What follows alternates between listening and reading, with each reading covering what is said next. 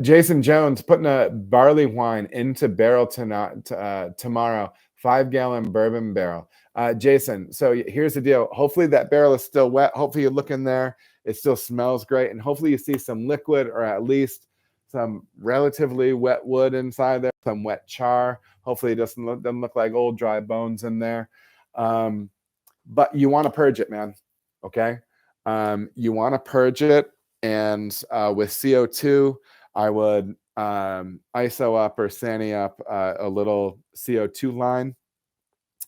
Turn your gas gauge on your regulator down to 5 psi, and then because I actually sanitize that CO2 line because you're going to put it into the bottom of the barrel, and then I would cover the bung of the barrel with aluminum foil so nothing's falling in, and it might even help hold the hose in a little bit. You won't have to do it for long, but give it 5 minutes. Nice slow purge fill from the bottom. And then you're going to want to get, and something that I would do is I would transfer that beer into the barrel, and sometimes I would rig it up to where I would have the CO2 continuing to blow in there at the same time. I really want to decrease oxygen with these things. And I think with the 5-gallon barrel, I think you're probably going to want to start tasting that beer after about a month. So you might want to explore the option of a Vinnie Nail. And so you're going to want to Google Vinnie Nail Russian River, and they will give you the specs on the stainless steel nail that you will want and the size drill bit that you will want. Get your barrel as full as you can to the top. Okay. If you can get one of the nylon bungs that can actually have a little pressure relief on it, you probably want one of those just in case. But you'll probably want your beer room temp.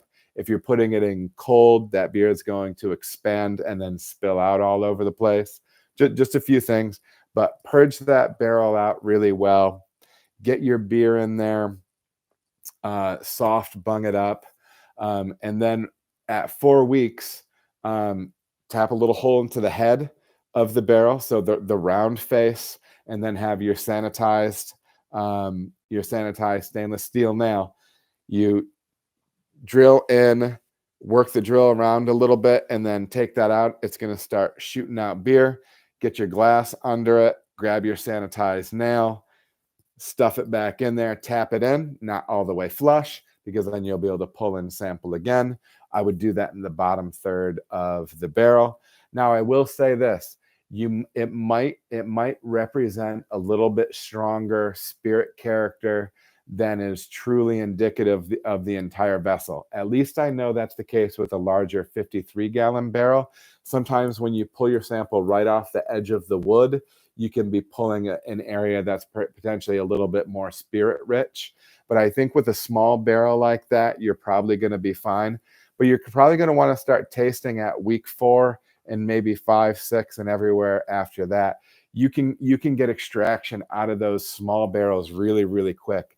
I was only able to keep my beers in a 15-gallon barrel for about 9 weeks before I had to pull them out. Okay. So it's one of the cool things about working with a smaller barrel. You can pull character out quicker just because of a surface area game. But yeah, think about it like that. And then when you're packaging, when you're getting into a bottling bucket, into a keg, purge, the whole thing. There's some cool rigs out there for some at-home bulldog style transfer devices. So Google that too. Homebrew bulldog barrel transfer, things like that. Some super good stuff. Good luck with it, man, and let me know how it goes, because playing with those little barrels is a lot of fun.